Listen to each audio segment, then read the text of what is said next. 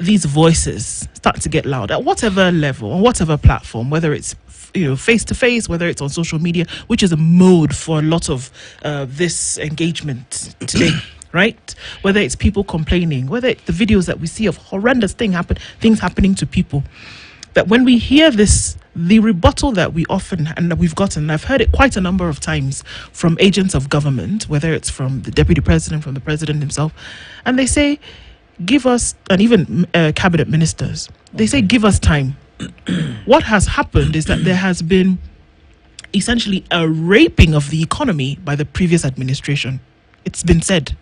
And what we are trying to do right now is to catch up, to fill in the holes that was left by the previous administration. The blame has been laid time and time and time again. If we want to look at this thing properly, through unfoiled eyes, can that really be a reasoning for what is happening today?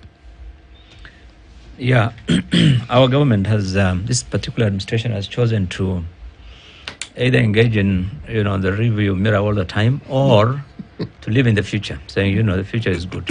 They actually use some word nowadays. They say this is the Shakahola effect. You suffer the pain now, but you're going to heaven. You're going to heaven. But the reality is, the government, they say that you reap what you sow. If what you are doing now, that policy, we can see it's not going to be effective. We're telling you this policy is bad. It's affecting business, it's affecting incomes. It cannot change into a heaven tomorrow. So to tell us that give us time is misleading. That's what politics is all about. It's about buying time. They're asking, that it's about living one day at a time. They want to know that tomorrow they'll be there. So for me, I think the issue is the government knows it's misleading you. They know. That's why they're just buying time. Give us more, another year. Next year they'll tell you, give us another. That's why the inconsistencies in all their policies, inconsistencies in the statements that they make. What they say today, next month they say, no, sorry, that was not right. Last year, this year, there are different statements every time. So I think it's because they have gotten used to us. This is a gullible public. They have always gotten away with it. From all the regimes that we have had in this country, you do whatever you want to do and you get away with it. There are no consequences. It doesn't, in all our countries, starting from all the way, the Rwandas and Uganda and everybody here, all the countries, Ethiopia, everyone, there's no country where governments have not paid a price for some of the policies that they have made.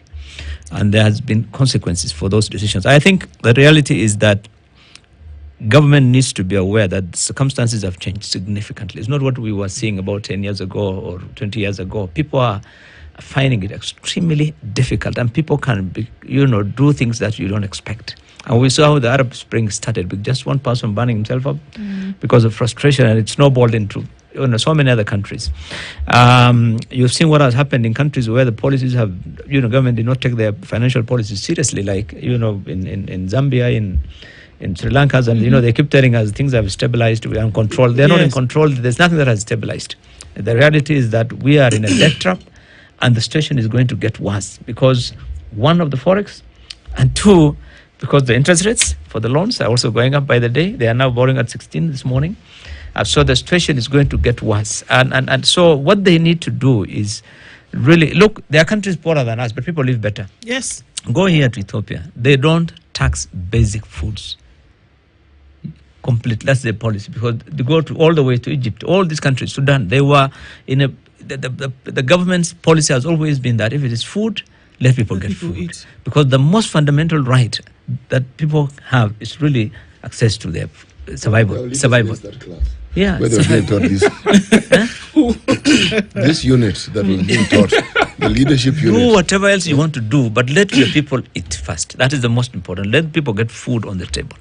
You can then talk about other things, SGRs and KBCs and other things, but let people get food. And for heaven's sake, let us have a situation where the shilling counts as a shilling. Because these poor countries, the amount of money those countries spend on government, is so, you have to be shocked. Government ministers or MPs are being paid so low. Ethiopia now is one of the largest economies, bigger than us now. But go and see how people are being paid. And Tanzania is soon going to overtake us. Yes, go and see the terms, how people are paid. It's because the cost of living is